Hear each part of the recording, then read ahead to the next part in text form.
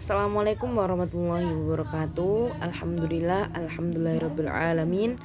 Wa bihi nasta'inu ala umuri dunya waddin. Assalatu wassalamu ala asyrafil anbiya'i wal mursalin wa ala alihi washabihi ajmain amma ba'd. Pada kesempatan kali ini, marilah kita bersama-sama merenungkan tentang ekonomi dalam perspektif Islam. Tema ini sangat dekat dengan kehidupan kita karena setiap hari kita pasti berinteraksi dengan aktivitas ekonomi, bekerja, berdagang, membeli kebutuhan, bahkan sekedar menabung. Namun, sebagai seorang muslim, kita harus memahami bahwa ekonomi dalam Islam bukan hanya tentang mencari keuntungan dunia, melainkan juga tentang pertanggungjawaban di akhirat. Allah berfirman dalam Quran surat Al-Mulk ayat 15 yang artinya, Dialah yang menjadikan bumi itu mudah bagi kamu, maka berjalanlah di segala penjurunya dan makanlah sebagian dari rezekinya. Quran surat Al-Mulk ayat 15. Ayat ini menunjukkan bahwa kita diperintahkan untuk berusaha bekerja dan mencari rezeki di muka bumi. Islam tidak mengajarkan umatnya untuk bermalas-malasan, tetapi Islam justru mendorong umatnya untuk selalu produktif. Namun, usaha tersebut harus tetap berada dalam batasan syariat. Contohnya yang pertama, prinsip halal dan haram dalam ekonomi.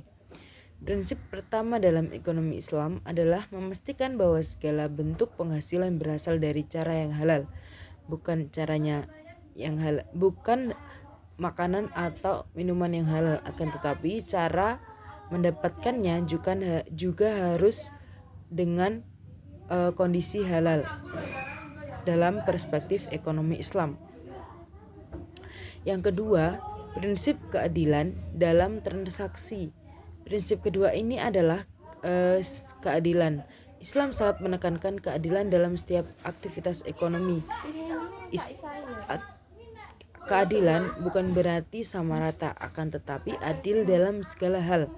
Yang ketiga, prinsip kepedulian sosial dalam ekonomi Islam. Tidak hanya mengatur bagaimana kita mendapatkan harta, tetapi juga bagaimana kita menggunakannya.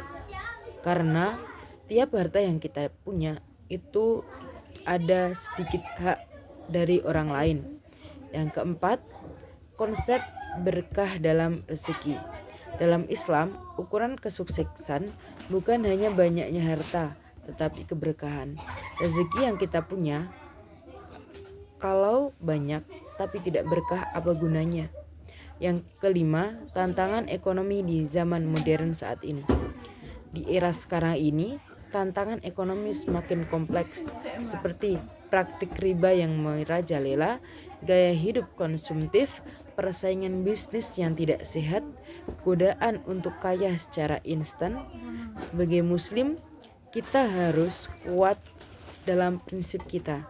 Jangan sampai kita mengorbankan nilai-nilai agama demi keuntungan sesaat.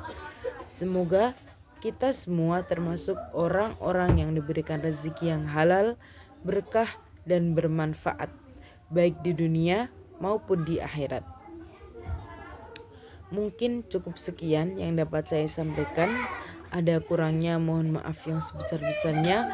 Wallahul muwaffiq ila aqwamit thoriq. Wassalamualaikum warahmatullahi wabarakatuh.